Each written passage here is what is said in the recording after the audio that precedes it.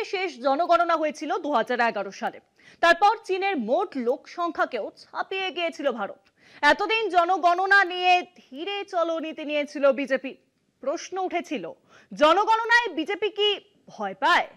কিন্তু আচমকাই ইউটার্ন একেবারে গেরুয়া শিবিরের। কেন এত তাড়াহুড়ো? ভোট ভাগ করার খেলা? সে যাই হোক, চলতি বছরে জনগণনার ঘোষণা করেছে মোদী সরকার। চলতি বছরের শুরুতেই জনগণনার কথা বলেছে বিজেপি পরিচালিত এনডিএ সরকার। 2029 সালে লোকসভা নির্বাচনের আসন বিন্যাসও এই আদমশুমারি অনুযায়ী হওয়ার কথা। ভারতের সর্বশেষ জনগণনা হয়েছে 2011 সালে। সেই হিসেব অনুযায়ী 2021 সালে জনগণনা হওয়ার কথা ছিল। কোভিডের বাড়বাড়ন্তের কারণে তা থমকে যায়। এরপর একে একে পেরিয়ে গিয়েছে 13টা বছর। তবে সূত্রের খবর, এবারের জনসমীক্ষা ধর্ম এবং সামাজিক অবস্থানের ভিত্তিতেই হবে। রাষ্ট্রসংঘের 2023 সালের তথ্য অনুযায়ী ভারতের বর্তমান জনসংখ্যা মোট 142 কোটি 90 লক্ষ, অর্থাৎ চীনের মোট জনসংখ্যাকেও ছাপিয়ে গিয়েছে ভারত। লোকসভার অন্দরে বাইরে জনগণনার দাবিতে সরব হয়েছে অবিজেপি দলগুলি। মনে করা হচ্ছে, বিরোধীদের চাপে পড়ে জনগণনার সিদ্ধান্ত নিতে বাধ্য হয়েছে কেন্দ্র সরকার।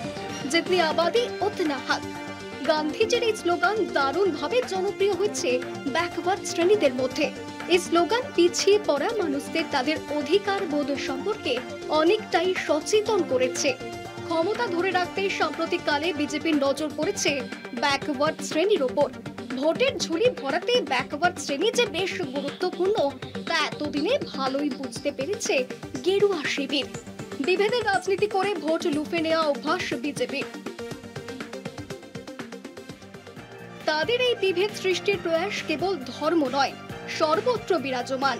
ওবিসির মধ্যেও বিভাজন সৃষ্টির চেষ্টা করেছে তারা। জনগণনার ক্ষেত্রে এই ধরনের বিভাজন সৃষ্টির প্রচেষ্টা বেশ বিপজ্জনক। একমাত্র পূর্ণাঙ্গ এবং স্বচ্ছ জাতি গণনা ছোট বড় সকল জাতিকেই চিহ্নিত করে, তা অধিকারকে অনেকটাই সুনিশ্চিত করে, একে অপরের বিরুদ্ধে লড়াইয়ের ময়দান তৈরি করে না। ঠিক এই কারণেই বিজেপি বর্ণগত আদমশুমারির ভয় পায়।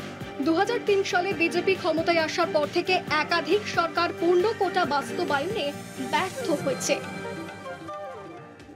সেই বিজেপি দলের হঠাৎ ইউটার্ন মনোগত পরিবর্তন নয়, এটি কংগ্রেস নেতৃত্বাধীন বিরোধী দলের চাপের ফল। ব্যাকওয়ার্ড ক্লাসের উন্নয়নে বিজেপির অবস্থান এখনো পরিষ্কার নয়, কারণ বিজেপি ভোটের প্রাণ ভ্রমরা উচ্চ জাতির ভোট। কলকাতা টিভি।